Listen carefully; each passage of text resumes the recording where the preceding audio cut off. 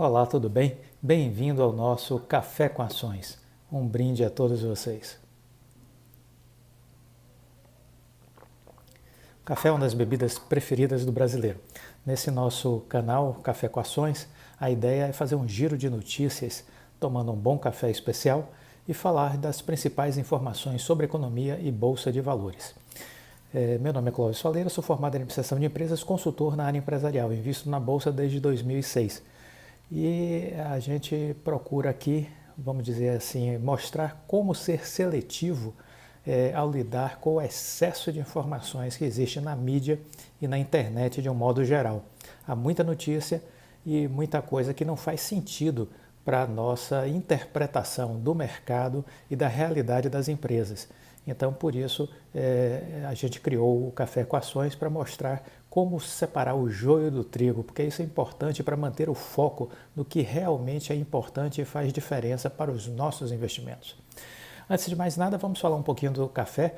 O café é uma das bebidas preferidas do brasileiro e estamos falando aqui de cafés especiais. Poucos brasileiros ainda conhecem essa realidade, mas cada vez mais cresce o mercado dos cafés especiais no Brasil.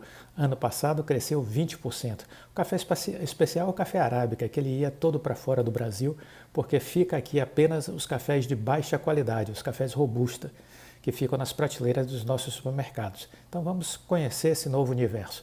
Hoje eu vou destacar rapidamente o sul de Minas Gerais. Vale a pena conhecer o sul de Minas, não apenas pelas suas belezas, mas também fazer essa rota cafeeira. E o que é que chama atenção?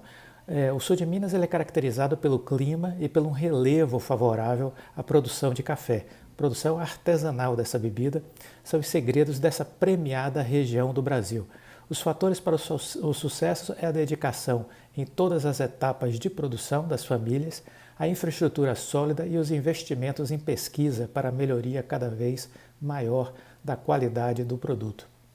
No sudoeste dessa região, há cidades produtoras como Guaxupé, onde fica a maior cooperativa do Brasil, a Cochupé, e as cidades de Varginha e Três Pontas. O sul de Minas tem temperatura amena entre 18 e 20 graus, isso é bom para o café, e altitudes elevadas, o que melhora ainda mais, até 1.400 metros de altitude, e tornou-se um dos principais produtores de cafés especiais do Brasil. Outros municípios produtores são Poços de Caldas e Muzambinho. As características desse café é um corpo médio, acidez alta, adocicado, com notas florais e cítricas. Nas montanhas existe um corpo aveludado, acidez alta, adocicado, com notas de caramelo, chocolate, amêndoas, frutas cítricas. Essas são as sensações desses cafés do sul de Minas. Vale a pena conhecer. Muito bem, vamos falar agora sobre a economia e a bolsa de valores. O que é que nos chama a atenção o que é que nos chamou a atenção nesses últimos dias? Em primeiro lugar, na semana passada a gente falou da saída da Ford e no dia 17 de janeiro saiu uma notícia, uma matéria no estado de São Paulo falando sobre isso. O país perde, em média, 17 fábricas por dia, isso considerando os últimos 6 anos.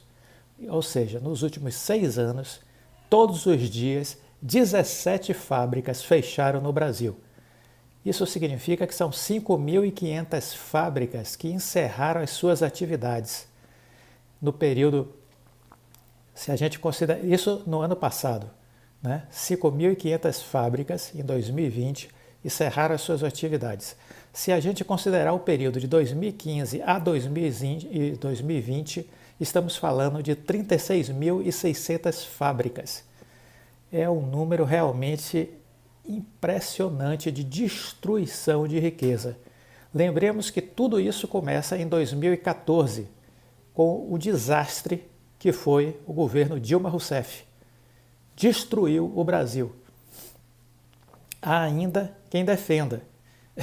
Eu não consigo entender a lógica dos defensores dessa tragédia, né? Mas desde 2014 são 6 anos consecutivos de recessão. O Brasil vê o número de indústrias no seu território nacional cair ano após ano. Isso gera desemprego, isso gera destruição nos lares queda de renda, destruição de cidades, por exemplo, a Ford sair da cidade de Camaçari, na Bahia, é um impacto gigantesco que acontece na região, porque não é só a fábrica da Ford, né? É toda uma cadeia produtiva no entorno da empresa que também vai por água abaixo. Então, no ano passado, 5.500 fábricas encerraram suas atividades. De 2015 a 2020 foram 36.600 fábricas. Isso equivale a quase 17 estabelecimentos industriais exterminados por dia. Os números são divulgados pela Confederação Nacional do Comércio de Bens e Serviços e Turismo. Segundo a série histórica iniciada em 2002, até 2014 o número de fábricas crescia no Brasil. Até 2014. Aí é que Dona Dilma tocou o terror, né? E a partir daí é o que a gente está assistindo aí de tragédia, né? Há 6 anos o país tinha 384.700 estabelecimentos industriais. Mas no fim do ano passado a estimativa era de que o número tenha caído para 348 mil. Então, essa é a realidade do Brasil. Uma realidade perversa, com destruição de riqueza, destruição de arrecadação tributária, redução aumento de desemprego, redução de riqueza no país. E o que mais causa preocupação é que parece que o nosso Congresso Nacional governa de costas para essa realidade. Parece que o nosso Congresso Nacional, os nossos senadores, os nossos deputados federais governam de Marte, longe da realidade brasileira. É preciso bater na porta dessa gente e cobrar responsabilidade do Poder Executivo Federal, dos poderes executivos estaduais e do nosso Congresso Nacional. Essa tragédia precisa ter fim. As pessoas precisam pensar em fazer as reformas e tomar as iniciativas necessárias para reverter esse ciclo de destruição que ano após ano fecha estabelecimentos, demite pessoas e empobrece o país cada vez mais. Reflitam sobre isso. Isso não tem nada a ver com ideologia, isso tem a ver com economia. Muito bem. Outra notícia para compartilhar com vocês é sobre a questão do dólar, né? O dólar poderá bater R$ 6,00, segundo o Société Générale, que é um banco que fez essa previsão caso continue a deterioração fiscal no Brasil. O Santander já falou que pode chegar a 6,7 o dólar, né? A previsão do final de ano do Santander, que poderia chegar a 6,7. Então, tudo vai depender da questão fiscal do Brasil. Estamos num cenário de deterioração fiscal. Se ela continuar, o dólar vai subir. O dólar sobe e complica ainda mais a situação da economia brasileira, né? Então é preciso entender isso. E é uma coisa que não depende única e exclusivamente de políticas tocadas pelo Ministério da Economia.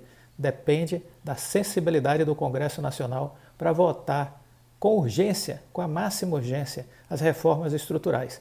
Estamos falando aí da reforma administrativa para conseguir cortar gastos no futuro, ainda que não mexa com os que estão aí, mas é preciso sinalizar que no futuro os gastos vão reduzir, que os privilégios que existem hoje serão combatidos, serão cessados de uma vez por todas, esses altos salários da elite de servidores públicos brasileira. Então a reforma administrativa, uma reforma tributária decente, mas para isso não é essas reformas que estão no Congresso. É preciso chamar os empresários para conversar sobre reforma tributária. Essas reformas que aí estão não participaram os empresários da discussão. Portanto, é preciso ouvir quem produz e não ficar ouvindo apenas político e teóricos de gabinete, entendeu? Que ficam no ar-condicionado de suas salas a 18 graus, tendo ideias mirabolantes. É preciso conversar com os executivos, com os empresários que estão arregaçando as mangas da camisa e trabalhando. Esses sim precisam ser escutados com relação à reforma tributária, certo? Então, de novo aí, mais um banco. Veja que desde o início do ano a gente fala sobre isso, desde o final do ano a gente fala sobre isso, da quantidade de bancos e de analistas que falam sobre a questão fiscal. É o grande calcanhar de Aquiles do Brasil e o que vai ou fazer o Brasil entrar nos eixos, se tiver coragem e raciocínio e inteligência, ou afundar o Brasil de novo, como a Dilma fez, entendeu? A gente pode voltar para os tempos da Dilma Rousseff se o Congresso brasileiro e o governo federal não aprovarem as reformas que são necessárias. Aqui uma notícia que eu trago assim com um misto de tristeza por estarmos tão longe dessa realidade, mas ao mesmo tempo também de elogio, né? A Coreia do Sul, o herdeiro da Samsung, foi condenado por corrupção. Olha que coisa fantástica, né? Um país decente é outra coisa, né? Isso aqui a gente ainda vai demorar muito para ver o Brasil. Isso ser uma coisa normal, né? Aqui, isso infelizmente não é entendido dessa forma. O herdeiro da Samsung e vice-presidente da empresa, Lee Jae-yong, foi condenado no dia 18 de janeiro a 2 anos e meio de prisão por ter sido considerado culpado por crimes de corrupção e apropriação indébita. O caso ainda remonta ao escândalo político-econômico que provocou a renúncia da ex-presidente da Coreia do Sul, Park Geun-hye, em 2017. Lembrando que esse episódio da queda da ex-presidente da Coreia do Sul foram as pessoas, a sociedade, a população que tomou as ruas de Seul exigindo a renúncia dela. E ela não conseguiu ficar no cargo depois de uma semana de protestos e manifestações. E exatamente porque ela estava sendo alvo de investigações e denúncias de corrupção. E a população lá não tolera esse tipo de coisa, né? Então foi às ruas exigir a renúncia dela e ela renunciou. E, inclusive foi presa, né? Diferentemente dos corruptos do Brasil que ficam soltos. A alta corte de Seul, segundo informou a agência local, determinou a prisão imediata de Lee, que volta para trás das grades cerca de 3 anos após ter sido colocado em liberdade condicional. Com isso, a gigantesca companhia de tecnologia está sem liderança, pois apesar dele ser o vice-presidente oficialmente, ele era o líder de fato da Samsung. Então está aí uma notícia sobre algo importante que todo país precisa evoluir para chegar nesse estágio, né? Agora vamos falar sobre uma notícia do 5G, né? Temos uma notícia nova do 5G, que foi do dia 16 de janeiro, mas eu estou comentando aqui agora no Café com Ações porque eu julgo ela importante. Não tinha falado ainda sobre isso. Sob pressão, governo Bolsonaro não deve mais barrar a Huawei no leilão do 5G no Brasil. Isso é uma excelente notícia. Deixemos de novo a ideologia de fora disso aqui, porque temos que discutir economia, temos que discutir leis do mercado, temos que discutir transparência. São essas coisas que importam. Sob pressão, o governo Jair Bolsonaro não deverá mais barrar a Huawei do leilão de 5G do Brasil.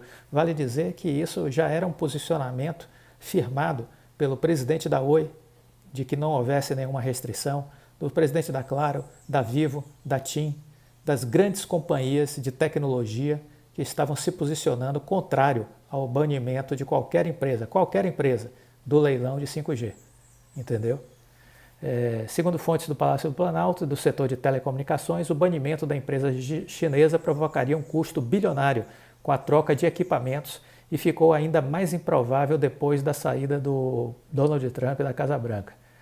Um auxiliar do presidente disse que o discurso ideológico contra a empresa chinesa deve ser frustrado na prática, assim como foi no caso da vacina Coronavac, feita pela chinesa Sinovac, com o Butantan. A tecnologia 5G é a 5ª geração das redes de comunicação móveis. Ela promete velocidade até 20 vezes superior ao 4G e permite um consumo maior de vídeos, jogos e ambientes em realidade virtual. Vai favorecer muito a telemedicina, cirurgias à distância, então é muito importante para a evolução e desenvolvimento do país. O leilão está previsto para o fim do primeiro semestre e o edital deve ser aprovado pela Agência Nacional de Telecomunicações, Anatel, já agora em fevereiro. Se insistisse no banimento da Huawei, haveria uma judicialização, porque as próprias empresas de telecomunicação entrariam na justiça contra a medida do governo, isso judicializaria, iria para o Supremo Tribunal Federal, onde aí vocês sabem que as coisas se arrastam, né? Porque o tempo dos ministros do STF também é outro, é igual ao Congresso Nacional, né? Igual aos governos do Brasil, o tempo da turma é outra, é totalmente distante da realidade brasileira, né? Então a gente não ia ver leilão de 5G certamente nesse ano, talvez em 2022, né? Então, o leilão está previsto, né? Apenas empresas de telecomunicações poderão adquirir as frequências como se fossem rodovias no ar em que o sinal será transmitido. A infraestrutura, no entanto, hoje é fornecida primordialmente pela Huawei, pela sueca Ericsson e pela finlandesa Nokia. Só um decreto presidencial poderia banir qualquer empresa. E aí haveria a derrubada, provavelmente, da decisão via Congresso ou a judicialização dos processos. A Huawei tem sido o principal alvo da diplomacia americana, que defende o banimento mundial da companhia, sob a alegação de que atua como um braço de espionagem do Partido Comunista. Essa visão encontra respaldo nas alas ideológicas do governo Trump e do governo, havia um respaldo também no governo Bolsonaro. A Huawei nega as acusações, diz que atua há mais de 20 anos no Brasil e reafirma que nunca registrou nenhum problema de violação de dados nos países em que atua. Todas as empresas que comprovarem requisitos de respeito à soberania e à privacidade dos dados poderão oferecer equipamentos do 5G, disse o vice-presidente Hamilton Mourão em entrevista ao Estadão. Ele disse já ter sido mal interpretado pelo próprio presidente ao falar sobre o 5G, chegou a ser desautorizado por Bolsonaro e pelo ministro das Comunicações, Fábio Faria. Vamos lembrar de uma coisa, é o leilão de frequências, outra coisa é infraestrutura. Ele tem de ter 3 vetores claros. Um é o respeito à nossa soberania, ou seja, os dados que transitam por aqui permanecem aqui. E a outra coisa diz respeito à privacidade dos nossos dados e depois à economicidade. Esses 3 vetores atendidos, não interessa, portanto, se a empresa é X, Y, se é de um país ou de outro. Ela atendendo essas questões com relação, comprovando a sua experiência, a sua transparência, prestando contas, está tudo certo. Então, essa é uma grande notícia e que isso é importante para a gente que pensa do lado da Oi, né, enquanto análise de investimento na empresa, na Oi, isso é uma excelente notícia, porque o 5G, o próprio CEO da Oi, o Rodrigo Abreu, já declarou que não existirá 5G no Brasil sem utilização da infraestrutura da Oi, porque a infraestrutura da Oi é a maior do país, são 400 mil quilômetros de fibra ótica e está praticamente em todo o território nacional. Então, para você fazer a conexão do 5G, você vai precisar utilizar fibra ótica. E a fibra ótica que existe no nosso país, em grande escala, é a fibra ótica, a infraestrutura da Oi. Isso é uma excelente notícia para os investidores da empresa. Então esse era o nosso Café com Ações, espero que tenham gostado, curtam. De terça a sexta a gente fala sobre economia, bolsa de valores. Deixa o like, compartilhe com os amigos e nos acompanhe aqui diariamente. Um grande abraço e até a próxima. Tchau.